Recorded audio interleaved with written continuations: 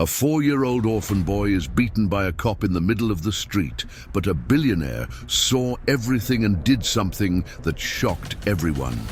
Rate my story from 0 to 10 in the comments. Your opinion is very important. And subscribe to my channel to support my work. I'm counting on your help. Morning arrived with a brutal sun that turned the asphalt of downtown Manhattan into a scorching griddle. Among the skyscrapers that towered like concrete and glass giants, a small figure moved with the desperate determination of hunger. The 4-year-old orphan boy looked barely 2, his fragile and skeletal frame telling the story of many days without a decent meal. His small, dirty hands methodically rummaged through every trash can on the busy main avenue, searching for any scraps of food that might quell the constant ache in his empty stomach. The deafening noise of the morning traffic drowned out the small groans of effort that escaped his parched throat. Hurried pedestrians passed him as if he were invisible, some averting their gaze uncomfortably, others simply ignoring his existence. The boy had learned to be quick in his searches, always alert to the dangers that lurked on the streets of the unforgiving metropolis. It was when his little hands found a piece of moldy bread at the bottom of a trash can that the threatening shadow fell over him. The 30-year-old cop was known for his brutality on the streets of downtown. His face, marked by scars and a permanently scowling expression, had become the nightmare of many homeless people. His muscles tensed under his uniform, and the way his hands clenched into fists revealed a man accustomed to violence as a method of solving problems. "Hey, you bum!" the cop shouted, his voice echoing between the buildings. "What do you think you're doing here?" The orphan boy looked up, startled, clutching the piece of bread tightly to his chest. He couldn't form words, only emitted low sounds of panic as he tried to shrink further against the trash can. His experience on the streets had taught him that men with that angry look never brought anything good. "You're making my beat look like crap," the cop continued, approaching with heavy steps. "I'm not going to tolerate this vagrancy on my shift." The first blow came without warning. The cop's heavy hand struck the boy's face with such force that the small body was thrown against the curb. The piece of bread rolled into the gutter, lost forever. Tears began to stream down the child's dirty face, but he knew that crying would only make his situation worse. "Get up, you worthless piece of garbage!" the man bellowed, grabbing the boy by his skinny arm and yanking him violently. "I'm going to teach you not to show your face around here again." Passers-by who witnessed the scene averted their eyes quickly, pretending not to see the brutality unfolding before them. Some whispered comments of disapproval, but no one had the courage to interfere. The cop was known for his violent reputation, and confronting him could mean serious trouble. It was in this moment of utter despair that the powerful roar of a luxury engine cut through the air. A black imported car, with a finish that gleamed in the morning sun, screeched to a halt. The door opened with elegance, revealing a figure that contrasted completely with the hostile environment of the street. The 30-year-old billionaire who emerged from the vehicle possessed a beauty that seemed straight out of an international fashion magazine. Her perfectly styled hair swayed gently as she walked, and her custom-made suit cost more than many people earned in a year. Her high heels clicked on the asphalt with determination, creating a rhythmic sound that drew the attention of everyone around. "Stop immediately!" Her voice cut through the air with absolute authority. She approached with firm steps, her eyes fixed on the cop who still held the boy by the arms. "What do you think you're doing to that child?" The cop turned, surprised by the unexpected intervention. For a moment, he was disconcerted by the woman's imposing presence, but soon his expression turned to irritation, mixed with disdain. "This is none of your business, princess," he snarled, tightening his grip on the boy's arm. "Get back in your fancy ride and get lost before I decide to ticket you for obstructing justice." The successful businesswoman didn't back down an inch. Her erect posture and the determined glint in her eyes showed that she wasn't the type of person accustomed to being intimidated. Her fortune had been built through risky investments on Wall Street, and every difficult decision she had made in business had tempered her personality with an unshakable strength. "Let that boy go now," she repeated, her voice even firmer. "He's just a hungry child. There's no crime in looking for food." The cop laughed scornfully, but there was something uncomfortable in his expression. The woman's confidence and her evident social standing left him in unfamiliar territory. He was used to dealing with people who bowed before his authority, not with someone who confronted him as an equal. Crime? This vermin is disturbing the peace. Vagrancy is a crime, rich lady. The tension in the air became almost palpable. Other pedestrians began to gather at a safe distance, whispering among themselves and watching the unusual confrontation. The orphan boy remained silent, his big eyes alternating between the two adults who were deciding his fate, not fully understanding what was happening, but sensing instinctively that his life was about to change forever. The crowd that had formed around the scene grew with each passing minute, but maintained a respectful distance from the confrontation. The billionaire took a step forward, her magnetic presence completely dominating the situation. She opened her Italian leather bag and took out a wallet that clearly contained a considerable amount of money. "How much do you want to leave this boy alone?" she asked directly, her voice calm but full of determination. 10,000, 20,000, name your price." The cop blinked several times, clearly shocked by the unexpected offer. His expression shifted quickly from anger to confusion, then to a poorly disguised greed. For a moment, his fingers loosened their grip on the boy's arm, who took the opportunity to move a few inches away. You're trying to bribe me?" the cop stammered, but there was a clear hesitation in his voice.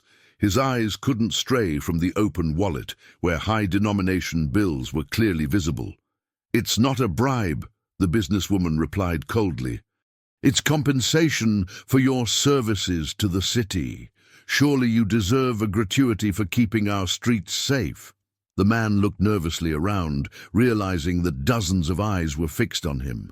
Some people had already taken out their phones and were recording the interaction.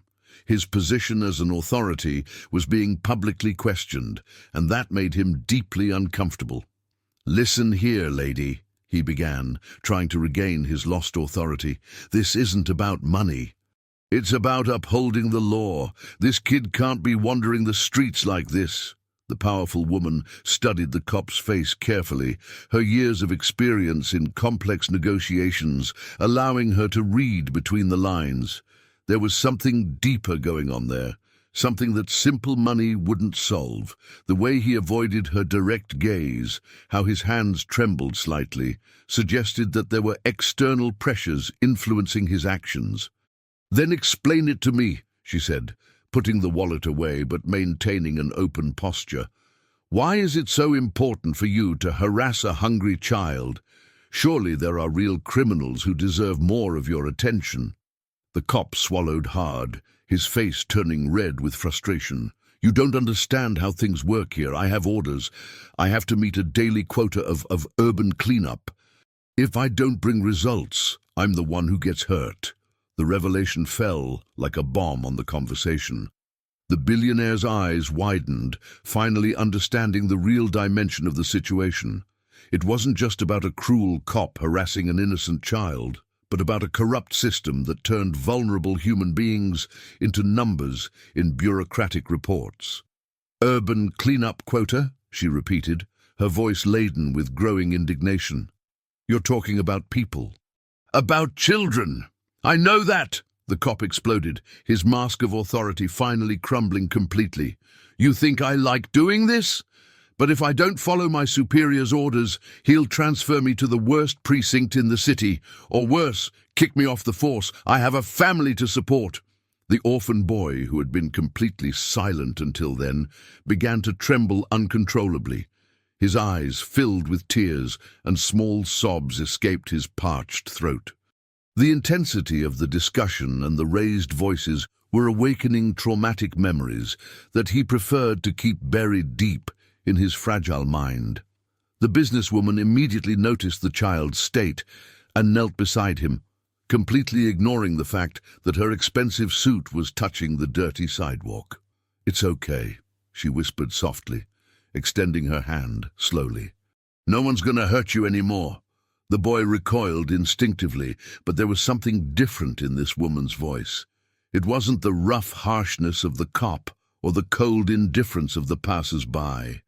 It was a softness that he hadn't heard in a long time, maybe since before his parents disappeared from his life forever.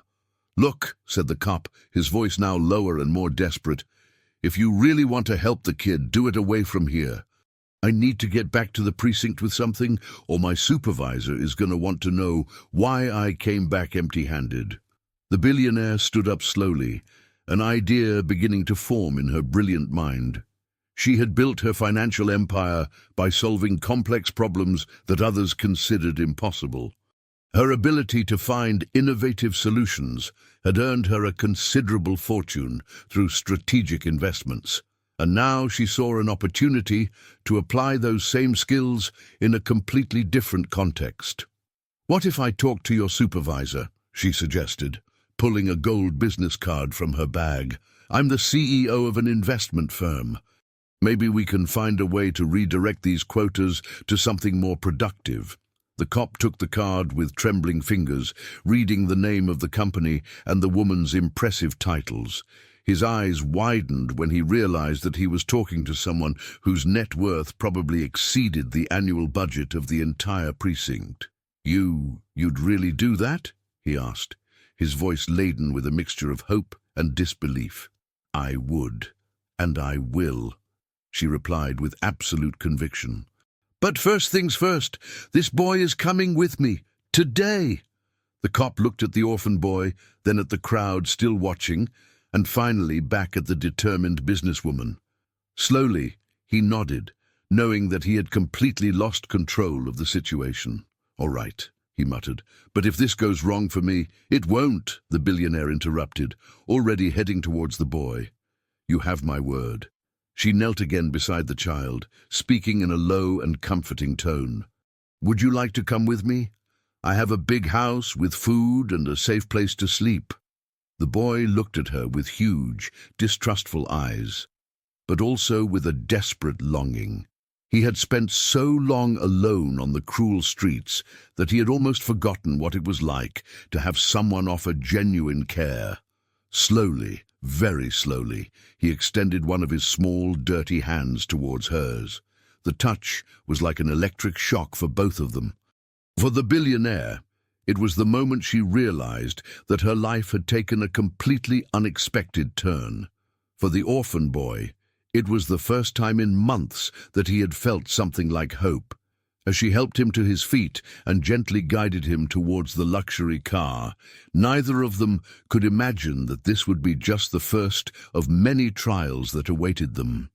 The journey that was beginning would test not only the businesswoman's determination, but would also reveal dark secrets that would change their lives forever. The imposing mansion stood in the wealthiest neighborhood of Manhattan, its marble walls gleaming in the afternoon sun.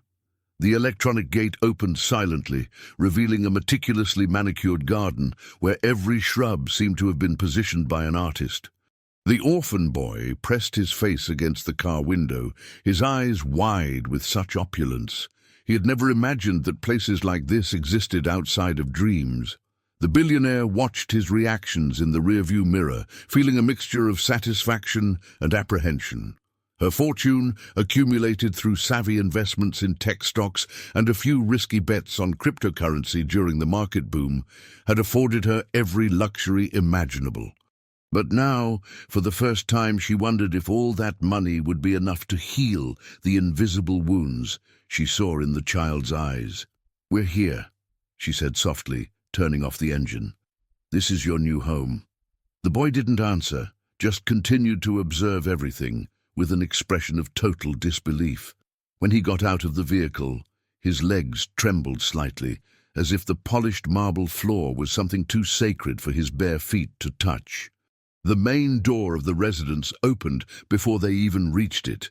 A middle-aged woman, dressed in an impeccable uniform, appeared with a professional smile that quickly turned to shock when she saw the state of the child accompanying her boss.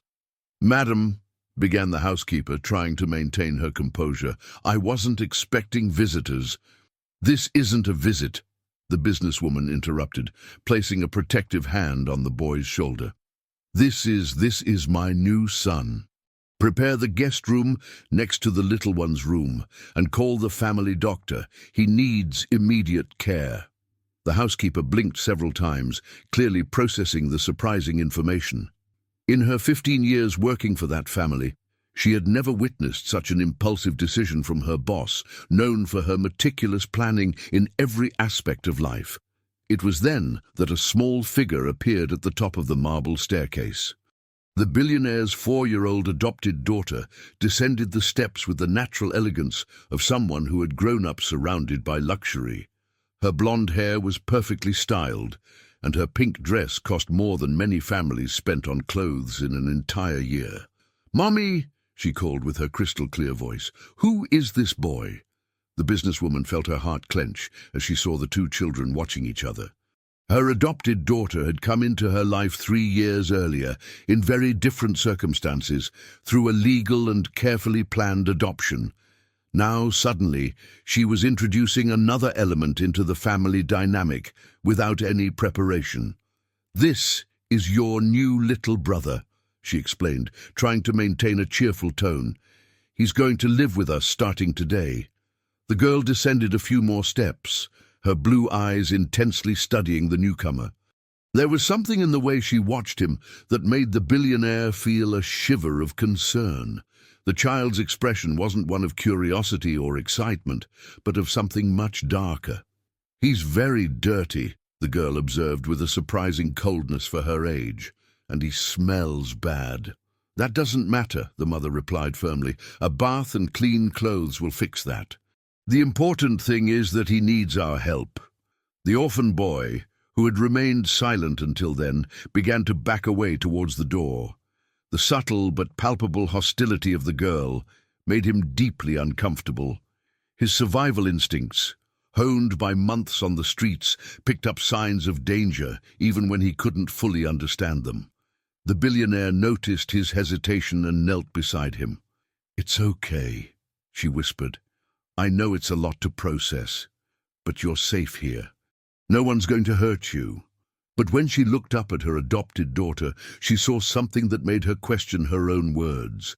The girl had descended the rest of the staircase and was now standing a few feet away, her arms crossed and an expression of clear discontent on her angelic face. "Why didn't you ask me if I wanted a brother?" she demanded, her sharp voice echoing through the entrance hall. "This is my house too." The situation was deteriorating rapidly, and the businesswoman found herself torn between two children who clearly needed her attention in very different ways. Her experience in corporate negotiations hadn't prepared her for mediating conflicts between traumatized children. "Let's talk about this later," she said, trying to keep calm. "First, we need to take care of everyone's basic needs." The first few weeks that followed were a test of patience and determination, like the billionaire had never experienced. The orphan boy refused to speak, communicating only through gestures and expressions. The doctors who examined him found signs of severe malnutrition and deep psychological trauma that manifested through constant nightmares and self-destructive behaviors. During the nights, muffled screams echoed through the hallway, waking up the whole house. The boy had nightmares so intense that he would hurt himself trying to escape imaginary enemies. The billionaire spent hours by his side, trying to calm him with soft words, but he seemed lost in a world of terror that she couldn't reach. Meanwhile, her adopted daughter developed an increasingly sophisticated hostility towards the newcomer. They weren't direct attacks or typical childish tantrums. They were calculated sabotages that demonstrated a disturbing intelligence for her age.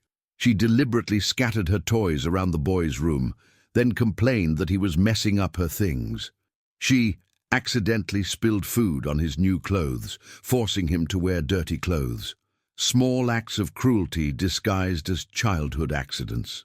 The billionaire's financial situation, which had always been her source of security and power, began to show worrying signs of instability. Her partners in the investment firm, taking advantage of her distraction with domestic problems, initiated a series of questionable maneuvers. Important contracts were renegotiated without her direct approval, and she began to notice discrepancies in the financial reports that suggested significant diversions of funds.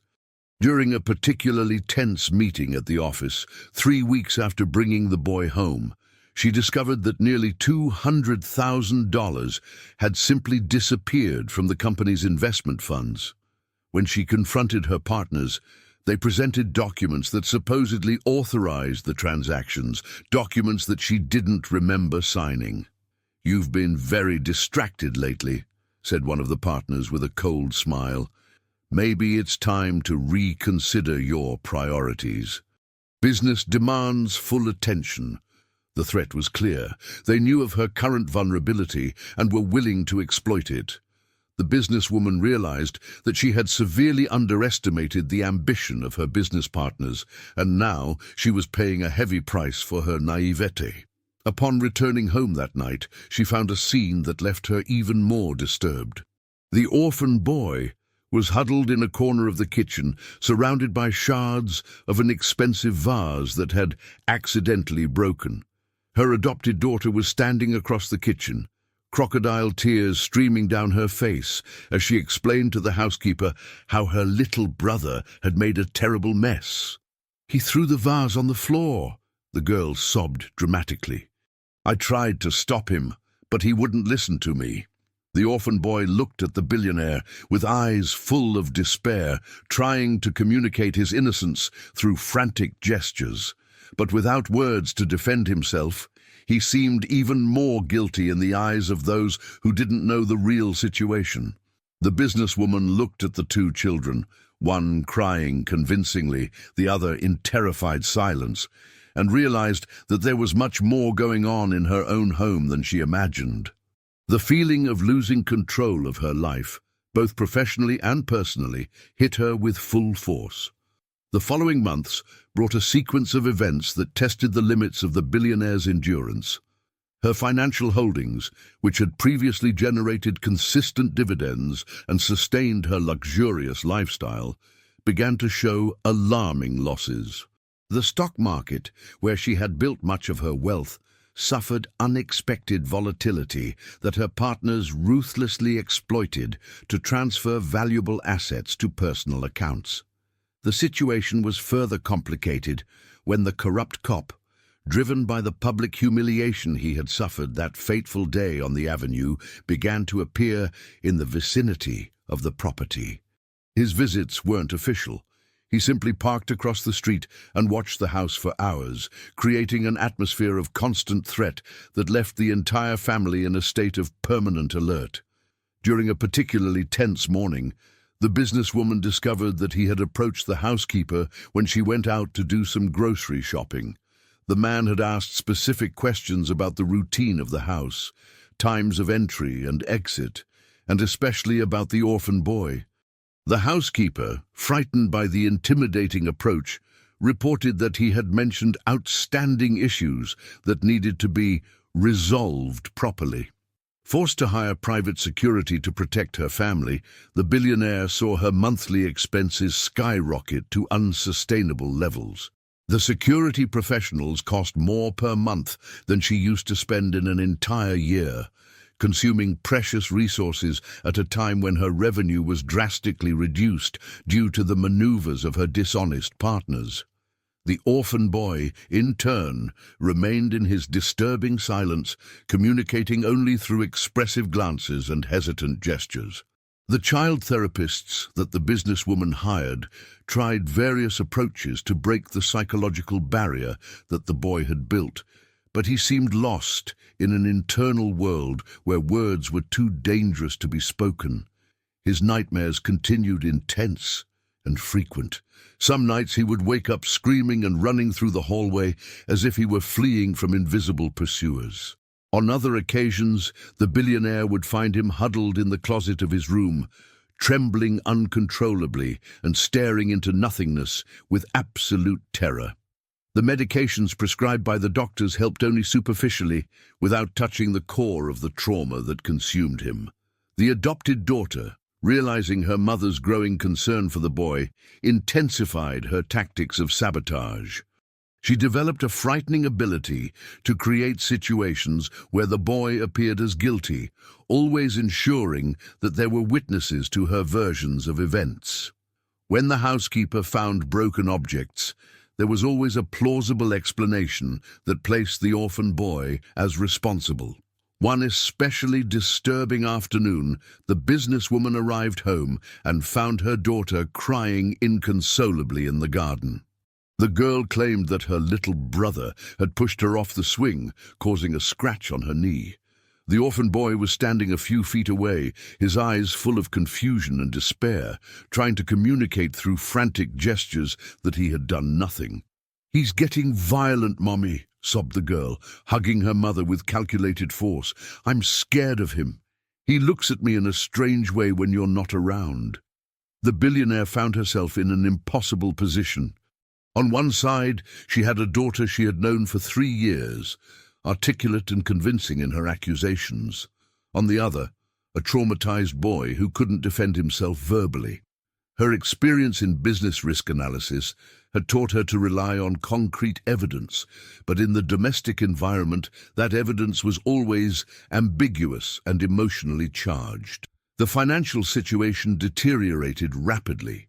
3 months after rescuing the boy, the businesswoman discovered that her partners had managed to transfer majority control of the company to themselves, using an obscure clause in the corporate agreement that she had overlooked during the years of successful partnership.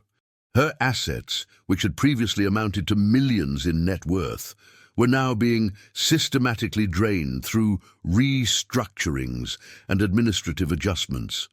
The pressure culminated when the social worker responsible for the case appeared for a surprise visit. The middle-aged woman, with a perpetually skeptical expression, examined every corner of the house like a detective looking for evidence of a crime. She asked pointed questions about the temporary guardianship documentation, questioning the legality of the whole situation.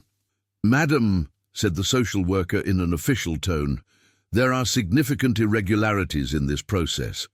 The minor was removed from state custody without the proper procedures. Furthermore, we have received anonymous reports about potential risk situations in this residence." The revelation fell like lightning. Someone had denounced the family, providing specific information about alleged problems in the boy's adaptation. The social worker mentioned episodes of violence, broken objects, and disturbing behaviors that coincided exactly with the incidents that the adopted daughter had reported. "I am authorized to remove the child immediately if I consider that there is a risk to his safety or to the safety of other minors in the residence," continued the woman, taking official documents from her briefcase. "The minor will be transferred to a public orphanage in Queens, where he will receive adequate and supervised care." The businesswoman felt the world collapse around her. The orphanage mentioned was known for its overcrowding and poor conditions. Sending the boy there would be equivalent to condemning him to a life of institutional neglect, possibly worse than the streets where she had found him. "Please," she pleaded, her voice cracking for the first time in decades, "give me more time.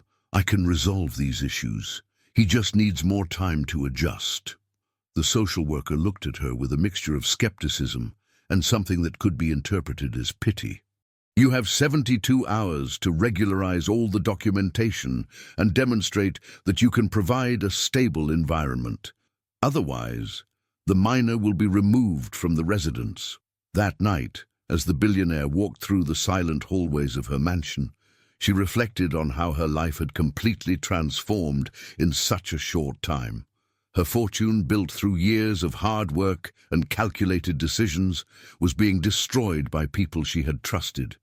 Her family, once a source of joy and stability, had become an emotional battlefield where she could barely distinguish victims from perpetrators. The physical and emotional exhaustion began to manifest visibly.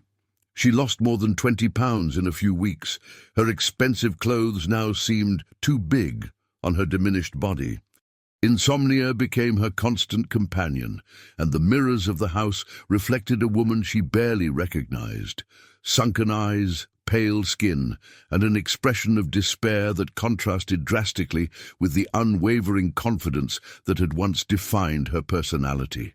During one of the most difficult nights, when the orphan boy's nightmares were particularly intense, and her adopted daughter complained bitterly about having her sleep interrupted, the businesswoman sat in the hallway between the two rooms and finally allowed the tears to flow freely.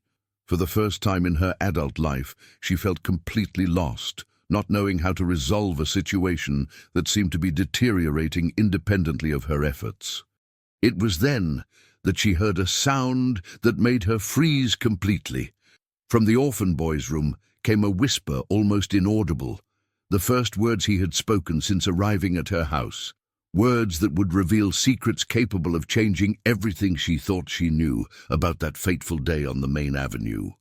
If you like this wonderful story, please comment giving it a rating from 0 to 10. Your opinion is very important, and if you love beautiful stories, subscribe to my channel. I promise to make your day better with my videos.